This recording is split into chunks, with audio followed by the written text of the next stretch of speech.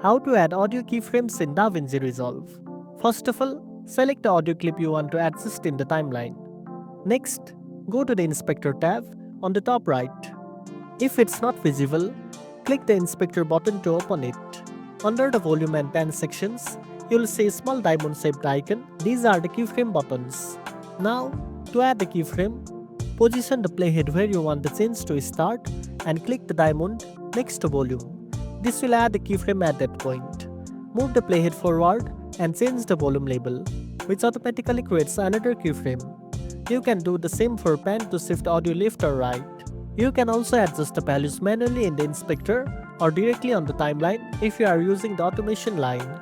This lets you create smooth volume fades, reduce loud parts, or pan audio between speakers. If you prefer working directly on the timeline, hold Alt on Windows and click on the volume line in the audio track to add keyframes. Then, drag them up or down to adjust volume, or left and right to reposition them. You can also right-click on any keyframe to explore more options or press Delete to remove it. And that's it. Now you know how to add audio keyframes in DaVinci Resolve.